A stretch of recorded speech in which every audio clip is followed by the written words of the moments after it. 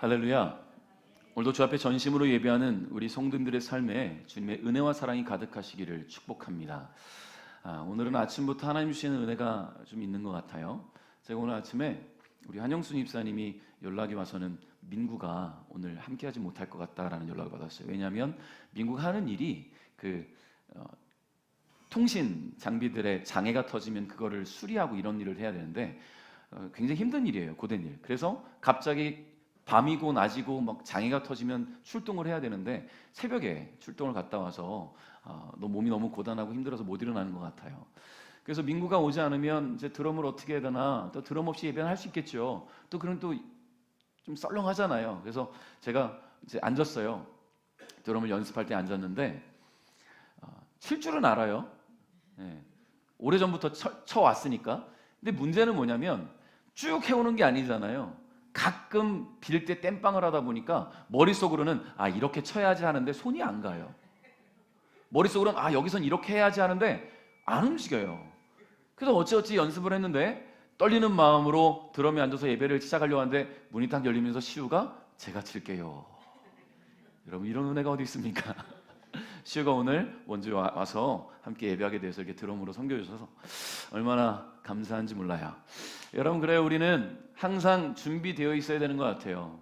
이렇게 하나님 갑자기 문제 생길 때 이렇게 은혜가 오면 너무나 좋잖아요. 근데 항상 준비되지 못하면 갑자기 생겨지는 일들에 대해서는 미처 대처하지 못하는 것들이 우리의 모습인 것 같습니다. 여러분 그래서 기도도 준비가 되어 있어야 되는 거예요. 매일매일 기도하는 사람은 역경이 닥치고 문제가 닥치면 바로 기도하고 하나님께 나아가는데요, 기도가 되어 있지 않은 사람은 문제가 닥치고 역경이 닥치면 염려만 합니다. 기도할 줄을 모르니까. 문제가 왔는데, 해결할 수 없는 문제가 왔는데 기도하는 습관이 되어 있지 않으니까 걱정만 하는 거예요. 밤새 걱정으로 잠을 못 자는 거죠. 근데 여러분 기도가 되어 있는 사람은요 밤새 기도할 겁니다. 여러분 이게 기도하는 사람과 기도하지 않는 사람의 차이고 준비되어 있는 사람과 준비되어 있지 않는 사람의 차이겠죠. 여러분 그러니까 늘 기도하시기 바라요. 그리고 기도의 자리로 꼭 나올 수 있기를 주님의 이름으로 축복합니다. 얼마 전 오랜만에 영화관에 가서 영화 한 편을 봤어요. 2001년에 있었던 홍제동 화재 사건을 모티브로 제작된 소방관이라는 영화였습니다.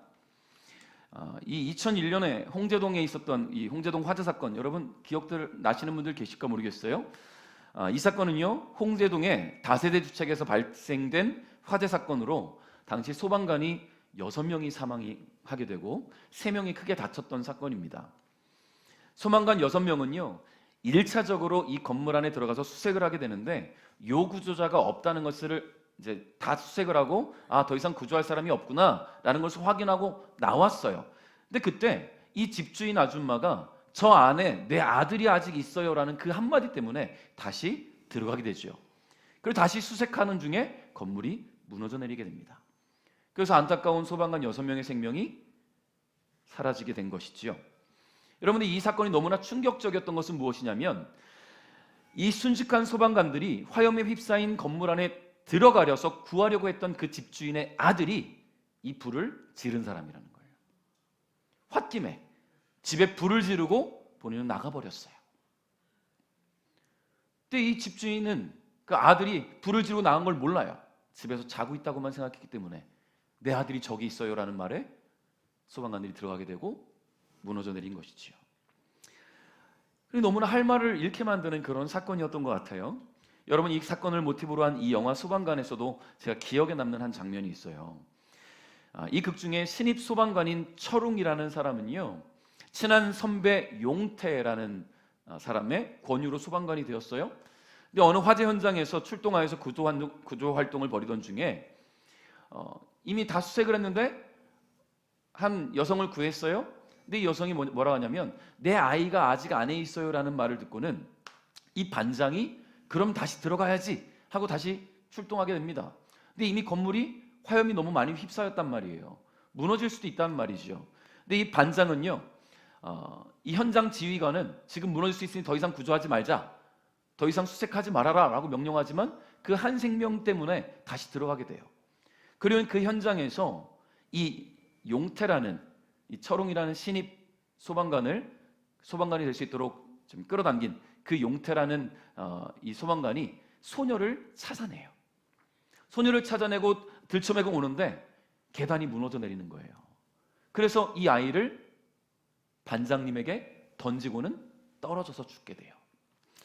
자, 그래서 이 철옹이는요, 지휘 체계를 무시하고 무리하게 수색을 했던 이 반장에 대한 적개심이 드는 거예요. 그래서 내가 간부 시험에 합격해서 그 사람보다 위에 가서 이 말도 안 되는 지휘 체계를 고쳐놓겠다, 이런 생각을 하는 거죠. 근데 그런 철옹을 옆에서 지켜보던 한 구급대원 동료가 어느 날 한 유치원 앞에 이 철옹을 데려갑니다. 그리고 그곳에서 유치원 끝나고 하교하는데 밝은 미소로 자신을 마중 나온 엄마를 만나서 끌어안고 행복한 모습으로 집으로 돌아가는 한 소녀를 보게 해주는데요. 이 소녀가 누굴까요? 그래요, 용태가 구한 소녀였어요. 이 용태는 그저 자신의 생명을 쓸데없이 희생한 것이 아니라 한 생명 그리고 한 가정을 지켜냈다라는 것을 보여주죠. 그래서 이 철옹은 그때 마음을 고쳐먹고 사람 살리는 사명을 포기하지 않겠다라는 결단을 하게 돼요. 여러분, 화재로 인해 죽음을 피할 수 없었던 한 소녀는요, 한 소방관의 헌신으로 새 삶을 얻게 된 것입니다. 누가 그 소녀의 삶을 부정할 수 있겠어요? 너 때문에 소방관이 죽었어라고 누가 말할 수 있겠습니까? 누가 이 순직한 소방관의 삶을, 그 죽음을 헛되다 말할 수 있겠습니까?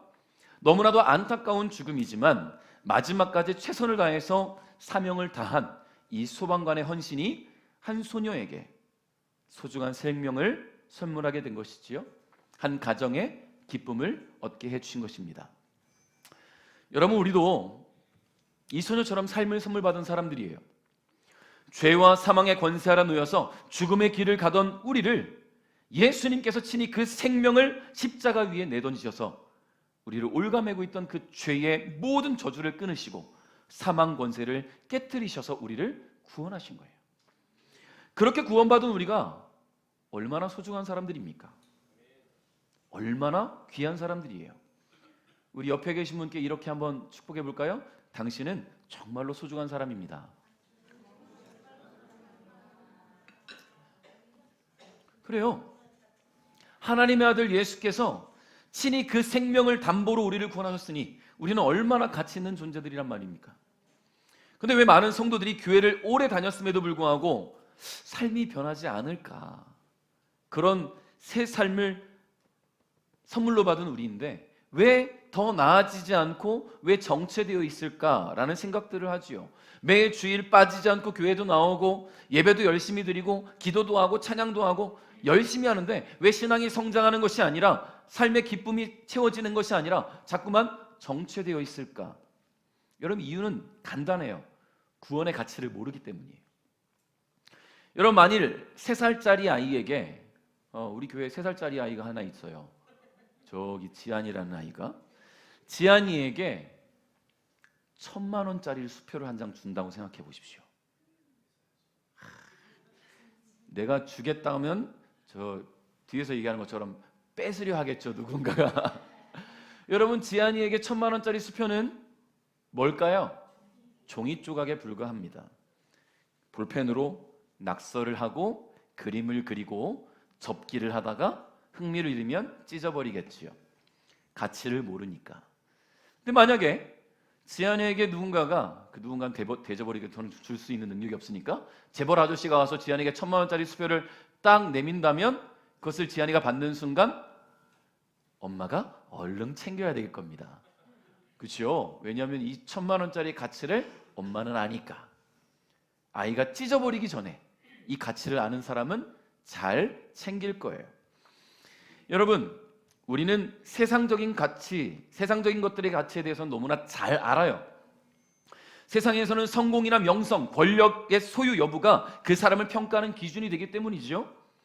그것들을 가지고 있으면 중요한 사람이라고 인정받을 수 있고요. 그 가치를 높이 평가하기도 합니다. 왜냐하면 눈으로 보고 듣고 손으로 만지고 판단하는 물질 세계에 우리가 머물고 있으니까요. 그러니까 자연스럽게 남에게 드러나는 무언가를 보고 그 사람의 가치를 평가할 수밖에 없단 말이죠. 여러분, 그렇게 물질적인 것, 세상적인 것들에 대한 가치를 잘 아는 우리가 왜 구원의 가치를 모를까? 첫째는요, 주신 분이 누군지에 대해서 명확하게 알지 못하기 때문이라는 거예요. 누가 주었는지에 대해서 가치가 달라지잖아요. 누가 주었는지에 따라서. 그죠? 예를 들면 저는 야구를 뭐 좋아하진 않아요. 근데 야구 선수 중에 유명한 선수는 알아요. 오타니라는 선수를 안단 말이죠. 너무 유명하잖아요. 엄청난 거액의 연봉을 받고 뭐 투수로도 되게 유명했는데 지금 타자로 또 엄청나게 NBA는 농구구나. MLB에서 메이저리그에서 지금 활약을 하고 있잖아요. 근데 만약에 제가 운동장에서 야구공을 배트로 딱 쳤는데 홈런이 난 거야. 근데 저쪽에 공이 떨어졌는데 지나가던 아이에게 야, 그 공 좀 던져줘 하면 이 아이가 주저없이 던져주겠죠, 저에게. 근데 오타니가 홈런을 딱 쳤는데 누가 주웠다면 공 좀 던져주세요 하면 던져줄까요? 안 던져주죠. 가져가죠. 여러분, 이 홈런볼은요 천정부지의 가치를 가질 수 있는 그런 홈런볼이에요. 나중에 경매에 올리면 부르는 게 값이 된단 말이에요. 왜요? 오타니가 친 거니까. 김성현이 친 거는 의미가 없어요. 제가 아무리 공을 치건 뭐 배트를 던지던 아무 의미 없어요. 그런데 정말로 사람들에게 가치가 있는 어떤 사람, 유명인이 뭔가를 하고 나면 그것은 가치가 매겨지게 되잖아요. 그러니까 여러분, 주신 분이 누구인지 잘 모르면 가치를 모르게 되는 거예요. 하나님을 하나님으로 바로 알고 믿는다면 그분이 주신 것에 대한 우리의 생각이 달라지게 되겠죠. 자, 두 번째는 받는 것의 진정한 의미를 모르기 때문입니다. 그분이 나에게 왜 주셨는지, 무엇 때문에 나에게 그것을 주셨는지 그 의도를 모르기 때문이라는 거예요. 여러분, 예를 들면 어린 시절 그런 경험들이 있을 거예요. 부모님이 용돈을 줘요. 용돈 받으면 기분 좋죠? 우리 원로 사모님만 크게 아멘을 하셨는데 여러분, 용돈 받으면 기분 안 좋아요? 지금도 받으면 좋잖아요. 지금도. 근데 어렸을 때 아버지가 용돈을 주면 너무 좋은데 생각을 하게 되죠. 왜 주실까? 이 용돈을 지금 주시는 이유가 뭘까? 저는 용돈을 받을 때 항상 해야 하는 일들이 있었어요. 아버지 차를 세차를 하거나 구두를 닦거나 흰머리를 뽑거나. 그러니까 용돈이 주어지면 내가 셋 중에 하나는 해야지라는 생각을 항상 해요. 목적이 있으니까, 의도가 있다는 걸 아니까 용돈을 기분 좋게 받는 거예요. 뭘 해야 할지 아니까. 그런데 갑자기 뜬금없이 큰 돈을 주는데 왜 주는 것인지에 대한 얘기를 하지 않는다면 여러분, 그 돈을 받을 수 있겠습니까? 부모님이 준다면 받을 수 있겠지만 정말 모르는 사람이 와서 여러분에게 큰 돈을 준다면 덥석 받겠어요? 이 돈이 어떤 돈인지를 모르고 나에게 왜 주는지를 모르는데 어떻게 받겠습니까? 그러니까 나에게 이것을 주시는 분이 왜 주었는지, 그 의도가 무엇인지를 안다면 그 가치를 알게 되는 거예요. 자, 셋째는요, 내가 받은 것이 정확하게 뭔지를 모르는 거예요. 그러니까 가치를 모르죠. 내가 뭘 받았는지를 몰라요. 봉투에다가 뭔가를 넣어서 명절에 딱 주면 저 봉투 안에는 뭐가 들어있을까? 세배했으니까 뭐 용돈이 들어있겠지, 세뱃돈이 들어있겠지 할 텐데 쫙 열어보니까 문화상품권 한 장. 허탈하겠죠. 그런 것들. 그러니까 내가 이 안에 뭐가 들어있는지 모르기 때문에 그 가치를 모르는 거예요. 그런데 만약에 용돈을 주시는데 10만 원짜리를 여기다 이렇게 꽂아 놓는 걸 멀리서 힐끔 봤다. 그러면 그 봉투가 나에게 올 때까지 얼마나 심장이 콩닥콩닥 거리겠습니까? 얼른 세배하고 저걸 받아가야지. 아는 것과 모르는 것의 차이라는 거예요. 성경 66권은 예수 그리스도에 대한 이야기입니다. 동의하십니까? 여러분, 구약은 어떤 이야기죠? 오실 예수에 대한 이야기죠. 그럼 신약은 오신 예수에 대한 이야기입니다. 그러면 왜 하나님은 이 성경 66권을 통해서 우리에게 예수 그리스도에 대해서 말씀하시려는 걸까요? 왜? 도대체 왜? 예수를 통해서 우리를 구원하셨다라는 그 은혜를 말씀하시기 위함이라는 거예요. 결국 하나님이 우리를 얼마나 사랑하시는지, 얼마나 우리에게 은혜를 주시는지를 말씀하시기 위해서 예수 그리스도를 성경에 담았다라는 이야기예요. 여러분, 하나님이 창조하신 인간이 타락하여서 원래의 모습을 잃어버리게 됐어요. 그러자 하나님은 예수 그리스도를 통해서 우리를 구원하시어서 원래의 모습으로 회복시키시기 위한 그 모든 여정을 담은 것이 바로 성경 66권이라는 거예요. 성경. 우리를 원래의 모습으로 회복시키시기 위한 하나님의 은혜, 이 안에 담겨 있습니다. 그러니까 구원이 무엇인지 정확하게 아는 것이 무엇보다 중요하겠지요. 성경이 무엇을 말하는지 그 핵심을 놓치고 세상적인 가치로만 구원을 말하려고 한다면 신앙생활이 아니라 종교생활이 됩니다. 우리 오늘 본문 말씀을 통해서 구원의 본질에 대해서 깊이 묵상하는 시간을 가져보려고 합니다. 여러분 오늘 말씀을 깊이 묵상하면서 좀 주목해 줄 수 있기를 바라겠어요. 우리 3절 상반절 한번 읽겠습니다. 시작. 아멘. 자, 오늘 우리가 읽은 본문은 에베소서예요. 에베소서. 에베소서는 누가 썼습니까? 아주 기본적인 거잖아요. 그죠? 에베소서는 누가 썼어요? 네, 사도 바울이 썼습니다. 다들 알죠? 알지만 입 밖으로 그냥 부끄러우니까 내지 못한 것뿐일 거예요. 그죠? 성경을 많이 읽어야 돼요. 그래서 자, 사도 바울이 썼단 말이에요. 편지입니다. 에베소 교회에게 편지한 내용이 바로 에베소서인데 사도 바울은 여러분 잘 아시는 바와 같이 하나님을 위해서 온 열정을 쏟았던 사람이에요. 하나님을 위한 일이라면 뭐든지 할 수 있었던 사람이 바로 사도 바울이에요. 그는 하나님을 위한 길이라고 생각해서 뭘 했냐? 예수 믿는 자들을 다 잡아 죽이자. 율법주의자였기 때문에 구약의 전통에 휩싸여 있었던 그는 율법의 전통에 따라 예수 그리스도는 하나님의 이름을 욕되게 하는 신성 모독죄를 벌이는 이단의 교주라고 여겼어요.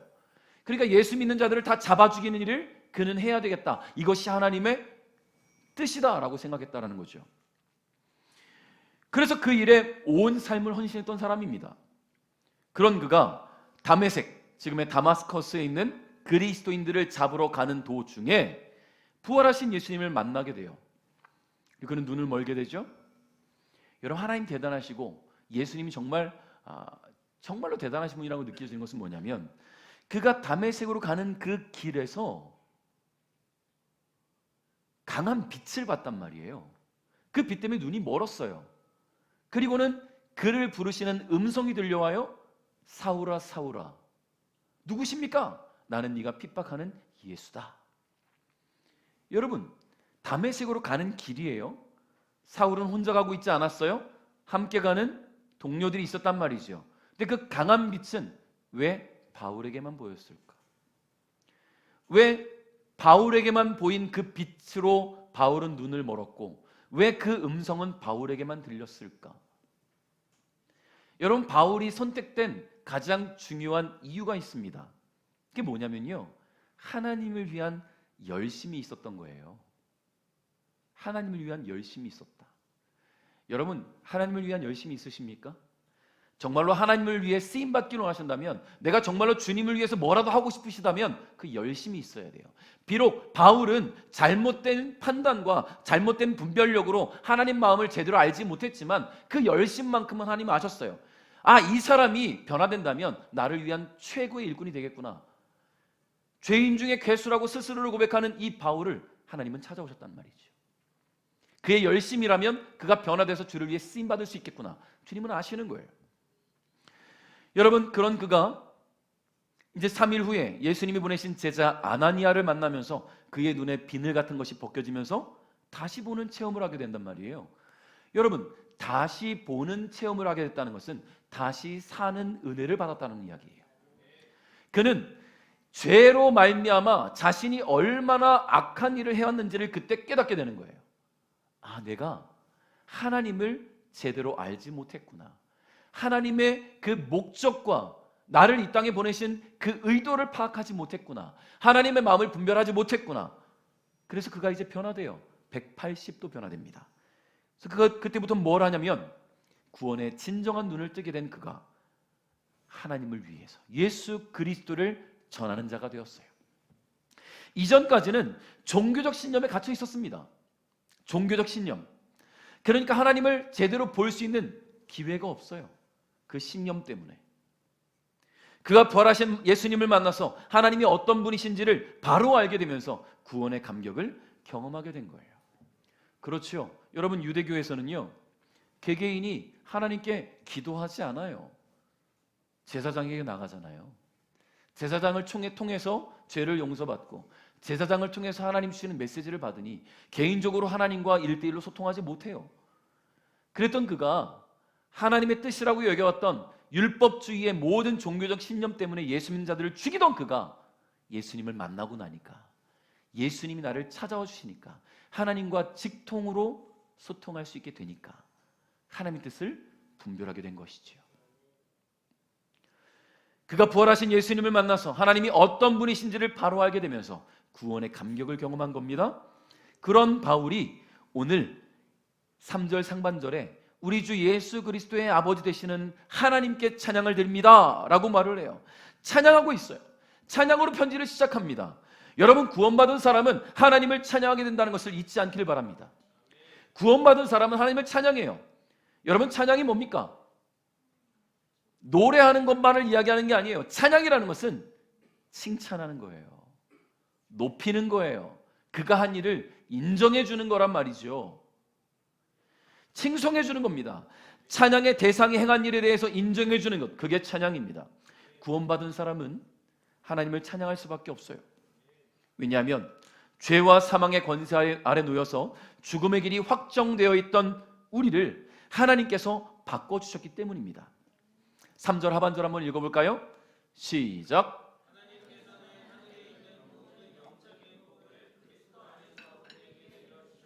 아멘. 자, 바울은 하나님께서 구원하신 이유에 대해서 모든 영적인 복을 주시기 위해서라고 말합니다. 물질적인 복이면 얼마나 더 좋겠어요, 그죠? 우리의 가치는 거기에 있는데, 저만인가요? 저만 세속적인 사람이 되는. 이왕 복 주실 거면 물질의 복도 좀 주시고, 돈도 좀 주시고, 건강도 좀 주시고, 좋은 집도 좀 주시고, 장수의 복도 주시고, 좋은 인맥 좀 주시고, 얼마나 좋습니까? 근데 왜 영적인 복을 주신다고 할까? 제가 예전에 보았던 그 개그 프로그램의 한 코너가 생각나는데, 기묘한 이야기라는 코너가 있었어요. 기묘한 이야기 하면서 되게 뭐 기묘하죠 하는 게 있어요. 근데 여기서 좀 약간 좀 독특한 성향으로 개그를 치는 한 사람이 있는데, 이 개그맨이 이렇게 얘기하는 거예요.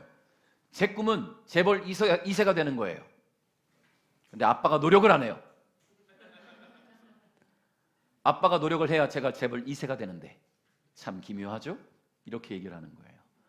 그래요. 재벌 2세 꿈 가질 수 있어요. 재벌 2세가 되려면 아빠가 재벌이 돼야 된단 말이죠. 아빠가 재벌이 아니면 재벌 2세는 될 수 없어요. 내가 재벌이 되기 위해서 노력하지 않는 한 재벌 2세는 될 수 없는 거 아니겠습니까? 여러분, 그래서 사람들은 최고의 복이 부모 잘 만난 것이 복이다라고 말하는 사람들도 있어요. 여러분, 언젠가 제가 SNS에서 재벌 3세들이 한 호텔에서 초호화 파티를 벌이는 사진이 올라온 걸 봤거든요. 그들만의 세상이에요. 우리랑 다른 모습 같아 보이는 그들만의 세상. 여러분, 이 사람들이, 이 젊은이들이 어떻게 그 자리에 있을 수 있냐면 할아버지가 재벌이니까 거기 있을 수 있는 거예요. 아무리 본인이 잘났어도 할아버지가 재벌이 아니면 재벌 3세 모임에 어떻게 낍니까? 그렇지 않겠어요? 그 사람들은 그것이 최고의 복이라 여길 겁니다. 그런데 여러분, 하나님 주시는 복은 영적인 복이래요. 아쉽습니까? 혹시? 여러분, 아쉬워하지 않아도 돼요. 왜냐하면 하나님께서 왜 영적인 복을 주시고자 하느냐 보니까 하나님은 영이시기 때문이에요. 여러분, 이게 굉장히 중요해요. 요한복음 4장 24절 읽어볼까요? 시작.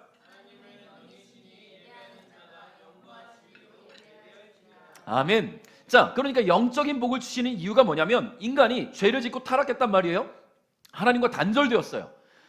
그러니까 인간은 인간적인, 육체적인, 물질적인 것만 보고 살아요. 하나님은 끊임없이 우리를 찾아오시는데 하나님과 소통할 수가 없어요. 왜냐하면 영적인 모든 은혜를 잃어버렸어요. 그런데 하나님이 영적인 복을 주시면 어떻게 됩니까? 하나님과 다시 소통할 수가 있게 되는 거예요. 여러분, 피조물로서 가장 중요한 것은 나를 창조하신 조물주와 다시 소통할 수 있게 되는 게 가장 중요해요. 그렇기 때문에 우리에게 영적인 복을 주시겠다라고 말씀하시는 거예요. 다시 말해서 영적인 복이라는 것은 하나님과의 관계가 다시 회복되는 것을 말합니다. 여러분 금수저 아니면 어때요?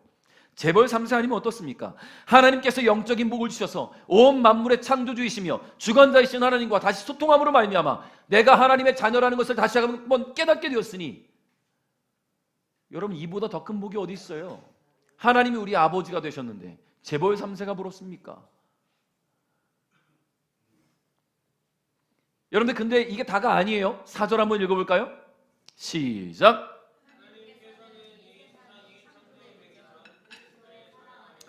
우리를 흠없는 거룩한 백성으로 선택하셨습니다. 아멘. 자, 여기서 우리가 주목해야 할 단어가 있는데요, 선택이라는 단어예요. 하나님은 우리를 흠없는 거룩한 백성으로 선택하셨다라고 바울은 이야기합니다. 언제요? 이 세상이 창조되기 전에, 즉 창세 전에 말이죠. 여러분 이 말씀이 이해가 되십니까? 혹시? 우린 늘 얘기는 해왔어요. 하나님 우리를 창세 전에 선택하셨다. 하나님께서 천지 만물을 창조하시기 이전에 이미 하나님의 마음과 계획 안에 인간을 지어놓으셨다는 거예요. 이렇게 만들어야지라는 계획이 하나님 마음속에 이미 있어요. 세상을 만드시기 전에. 그런데 그 인간이 살아갈 수 있는 시간과 공간, 즉 만물을 창조하셔서 그 안에 하나님의 마음과 계획 안에 이미 지어놓으신 인간을 이제 존재하게 하셨다는 것이 우리 인간을 창조하신 하나님의 은혜라는 거예요. 이 세상이 창조되기 전에 이미 하나님 마음속에는 우리가 있었다. 그러니까 만물은 인간을 위해 창조된 것이지요. 인간은 만물이 창조되기 전에 이미 하나님 마음에 계획되어 있었던 것입니다. 이것이 구원의 출발점입니다. 구원은 내가 하나님을 선택한 것이 아니라 하나님이 나를 선택하신 사건이에요. 내가 하나님을 선택한 것이 아니에요. 하나님 나를 택하시고 부르셨어요. 구원은 하나님이 먼저 결정하신 일이고 전적으로 하나님에게서 시작된 일이라는 겁니다. 그렇게 우리를 선택하신 이유가 있는데요, 흠이 없고 거룩한 하나님의 백성으로 회복시키시기 위함이라는 것을 잊지 않기를 바라요. 여러분 세상에 흠 없는 사람이 어디 있습니까? 여러분 외적으로는 모두 다 흠이 있을 수 있어요. 어딘가 다칠 수 있고, 저도 여기 코에 뽀루지가 나고 자꾸 보이는데 괜히 얘기했어요. 얘기하면 또 거기 보면 보죠. 이제 또 뾰루지가 났단 말이에요. 흠이 있을 수 있어요. 사람은 어딘가에 흠이 있을 수 있잖아요. 상처가 날 수 있고 화상을 입을 수 있고 어딘가에 까질 수도 있단 말이에요. 자, 그러면 외적으로는 흠이 있을 수 있으니 그럼 마음이라도 흠이 없게 살아봐야 되겠다. 근데 우리는 마음에도 흠이 없을 수가 없어요. 왜냐하면 하나님 앞에서 이미 감출 수 없는 흠인 죄가 있어요. 이 죄의 본성이 우리의 영을 자꾸만 흠집나게 합니다. 그리고 이 죄의 본성 때문에 우리는 거룩을 상실하게 되었습니다. 거룩하신 하나님과 완전히 단절된 채 우리는 죽음을 향해 가는 인생이 되었단 말이에요. 우리 스스로가 흠없는 깨끗한 사람이 되는 것은 불가능합니다. 우리 스스로가 거룩해질 수 있는 방법이 없어요. 불가능해요. 그런데 이 불가능한 일을 하나님께서 친히 해결해 주셨단 말이죠. 바로 예수 그리스도의 사랑으로 말입니다. 예수 그리스도의 십자가의 보혈로 우리의 더럽고 추한 죄를 씻어주심으로 말미암아 우리로 하여금 흠없고 거룩한 하나님의 백성의 자격을 다시 회복시켜 주셨어요. 여러분 5절 상반절 읽어볼까요? 시작. 또한 그때부터 예수 그리스도를 통해 우리를 자녀 삼으시기로 작정하셨습니다. 아멘. 자, 하나님의 이와 같은 선택은 즉흥적인 것이 아니었어요. 여러분 사람은 즉흥적일 수 있어요. 특히 저같이 계획형 인간이 아니라 즉흥적 인간은요, 오늘 끝나고 뭐 해야지 하면 오늘 해야 될 일들을 계획하지 않고 생각난 대로 할 수 있어요. 여행을 가야겠다. 밥을 먹어야 되겠다. 밥을 뭐 먹을까? 그럼 저녁을 뭐 먹을까 고민을 하겠죠. 사람들은 계획형 인간들은 오늘 어디 가서 뭘 먹기 전에 예약을 하고 할 텐데 저는 그런 게 없어요. 그냥 가지요. 제가 좀 몇 해 전의 일인데요. 우리 노회에서, 우리 수도중앙노회에서 제주도에서 노회를 했던 적이 있단 말이에요. 근데 그때 둘째 날에 각 시찰별로 이제 관광을 할 수 있도록 시간을 줬어요. 그래서 우리가 어딜 갔냐면 우도를 갔습니다. 처음 갔어요 그때. 근데 시찰 어른들, 목사님, 사모님들 모시고 가면 한 15명 이상이 된단 말이에요. 근데 이때 다른 시찰에 있던, 지금 우리 시찰로 왔는데 다른 시찰에 있던 후배 목사가 저희랑 워낙 친해서 저희랑 함께 이동을 했어요. 근데 이 친구가 저한테 그런 얘기를 해요. 왜냐하면 우도에 가서 식당을 가자. 제가 그때 시찰장 할 때라 그냥 가갖고 식당을 들어가서 여기 지금 15명 이상 앉을 수 있나요? 라고 물어보고 들어가요. 근데 이 친구가 뭐라고 하냐면 형님은 대단해요. 왜? 뭐가? 어떻게 미리 안 알아봐요? 그 많은 인원이 한 번에 앉을 자리를 어떻게 미리 안 알아보고 갑자기 가요? 그렇게 얘기를 하더라고요.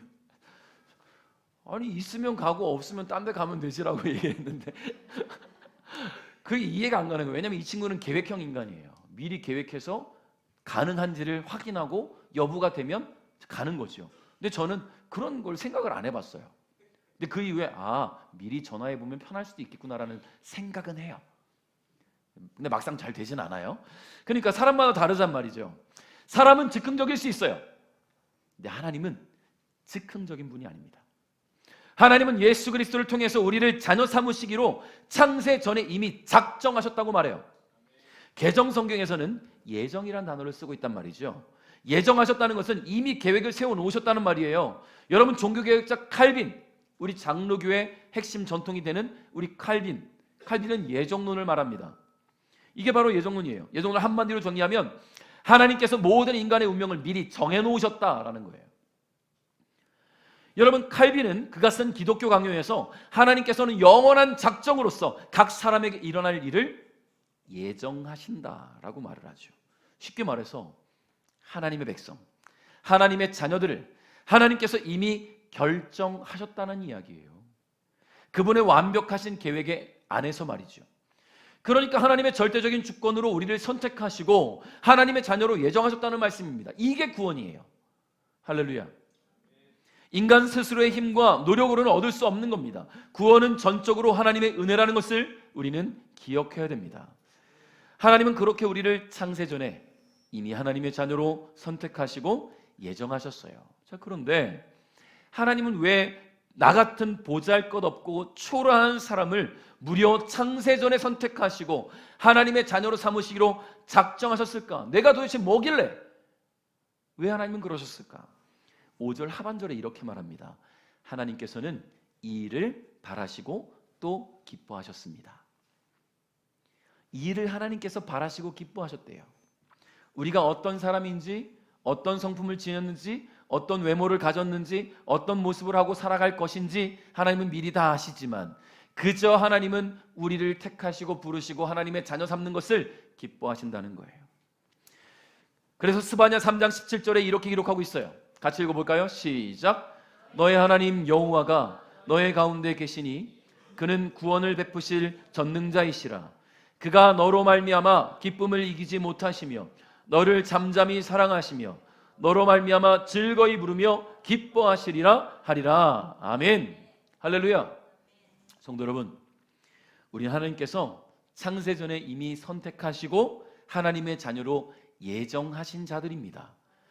그냥 여기 와 있는 사람 없어요. 하나님께서 우리를 선택하셔서 부르신 거예요. 너무나도 특별하고 소중한 사람들이란 말입니다. 우리에게 구원을 베푸시면서 기쁨을 이기지 못하시고 즐거워하신 하나님을 여러분 기억할 수 있기를 바랍니다. 하나님은 그렇게 우리를 구원하셨어요. 자, 그러면 이 큰 은혜를 받은 우리는 무엇을 해야 될까요? 6절을 한번 읽어볼게요. 같이 시작.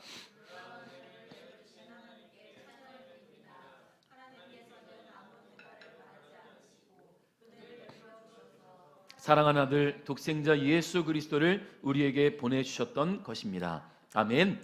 하나님은 우리의 어떤 행위나 조건, 수고와 헌신과 상관없이 우리를 구원하셨어요. 하나님께서 창세 전에 우리를 선택하셔서 아무런 대가나 조건 없이 우리를 자녀 삼아주신 것이 구원의 본질이에요. 본질. 하나님이 원하시는 건 하나입니다. 하나님을 인정해드리는 것. 그것을 우리는 기독교인식으로 하나님을 찬양하는 것이라고 표현하는 거예요. 하나님 우리를 만드신 목적이 뭐예요? 찬양받기 위해서. 찬양받기 위해서. 예수 그리스도로 말미암아 죄와 사망의 권세로부터 온전히 해방되어서 하나님의 자녀의 신분을 회복한 우리가 그 은혜에 감사하며 찬양하는 것, 하나님은 그것을 원하시는 거예요. 여러분, 찬양은 감사의 표현입니다. 감사의 표현. 우리는 다양한 방법으로 찬양할 수 있어요. 노래로 하나님이 행하신 구원을 찬양할 수 있습니다. 우리가 예배 때 함께 찬양하는 것이 바로 그거예요. 하나님이 나를 기뻐하시는 것들, 나를 구원하신 것에 대한 내 목소리 높여 찬양하는 것. 예배를 통해 찬양할 수 있어요. 이렇게 예배하는 가운데 하나님을 향한 우리의 마음을 표현하는 거예요. 하나님이 행하신 일들에 대해서 말씀을 들으며 감사 예배를 드리면서 말이지요. 여러분 또 기도로 찬양할 수 있어요. 여러분 기도의 목적이 뭐예요? 기도의 목적은요, 하나님과의 소통입니다. 기도는 내가 원하는 것을 달라고 하는 것이 그게 기도의 목적이 아니라 하나님과의 소통이에요. 여러분 소통이라는 것은 무엇이냐면 상대방이 나의 이야기를 듣고 있다는 것을 인정하는 게 소통이에요. 그렇죠? 벽에 대고 이야기할 사람이 어디 있겠어요? 지나가는 전봇대가 아니라 지나가다 전봇대에다 대화하는 사람이 어디 있겠습니까? 술 취한 사람들 빼놓고서는 없어요. 멀쩡한 사람이 지나가다가 전봇대에다가 막 얘기하고 있다면 지나가면서 여러분 보면서 뭐라고 하겠습니까? 빨리 병원이 시급하다라고 하겠죠. 내가 이야기하는 것을 듣는 대상에 대해 존재한다는 인정이 없다면 대화하지 않아요. 여러분 만약에 서로 대화할 때도 상대방이 내 이야기를 듣고 있지 않다면 거기다 말하고 싶습니까? 말하기 싫죠. 벽에다 얘기하는 것 같잖아요. 내가 기도한다는 것은 하나님이 내 기도를 듣고 계신다는 것에 대한 인정, 내 기도에 응답하실 것이라는 것에 대한 고백이 있다라는 거예요. 그러니까 기도는요, 하나님을 인정해 드리는 거예요. 하나님을 찬양하는 겁니다. 여러분, 우리의 기도로 하나님의 영광을 고백하고 감사할 때 우리 기도는 찬양이 된다는 것을 잊지 않길 바라요. 여러분 이것들뿐만 아니라 우리는 삶 속에서 나타나는 모든 행위들로 하나님을 찬양할 수 있어요. 하나님의 영광을 드러내는 나의 말과 행동들을, 그것이 하나님을 찬양하는 거예요. 누군가를 만났을 때 대화할 때 내 삶의 주제가 하나님이라는 것을 그에게 고백한다면 그것이 하나님을 찬양하는 거예요. 나의 일상에 하나님의 존재를 인정하는 거잖아요. 믿지 않는 사람을 만났을지라도 나는 하나님을 믿어라고 말하는 그 한마디가 내가 하나님의 존재를 믿지 않는 사람들에게 인정하는 거예요. 그게 하나님을 찬양하는 거 아니겠습니까? 여러분, 일을 할 때에 여러분에게 주어진 그 업무를 감당할 때에 내가 하나님의 영광을 드러낸다면 그것이 하나님을 찬양하는 일 아니겠어요? 여러분 적어도 내가 세상에서 내게 맡겨진 일들을 감당할 때에 하나님을 믿는 사람이라는 것을 드러내십시오. 할렐루야. 나는 하나님을 믿는, 예수 그리스도를 믿는 그리스도인이라는 것을 드러냈어요. 자, 그러면 일할 때 그리스도인다운 행위가 나와야 돼요.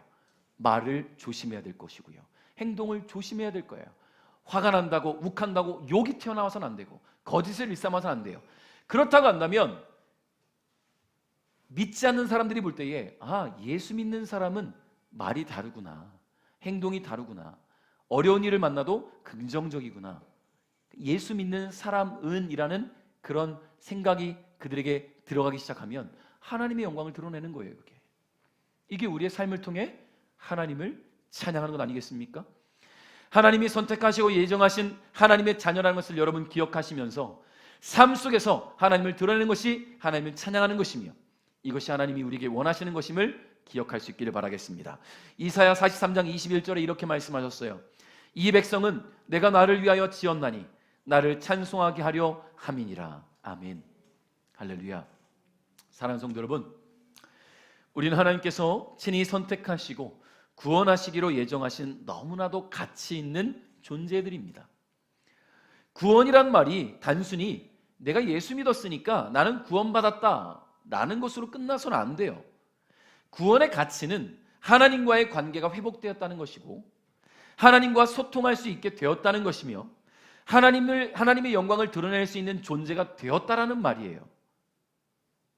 동의하십니까? 그러면 하나님이 구원하신 나라는 사람은 어떤 사람이냐? 나는 하나님의 자녀다. 나는 하나님의 백성이다. 나는 하나님이 선택하신 사람이다 라는 것에 대한 확신이 여러분 안에 있으시기를 주님의 이름으로 축복합니다. 말씀을 맺겠습니다. 나라는 사람은 구원받은 사람입니다. 나라는 사람은 하나님께서 창세 전에 이미 선택하신 사람입니다. 나라는 사람은 하나님께서 창세 전에 이미 자녀로 예정하신 사람입니다. 나라는 사람의 가치를 땅에 떨어뜨리지 않기를 바랍니다. 그것은 나라는 사람을 구원하시기로 작정하신 하나님의 구원의 가치를 떨어뜨리는 것이에요. 그러므로 나를 구원하시고 나를 자녀 삼으셔서 다시 소통할 수 있는 은혜를 주신 하나님께 늘 감사와 찬양을 드릴 수 있기를 주님의 이름으로 축복합니다.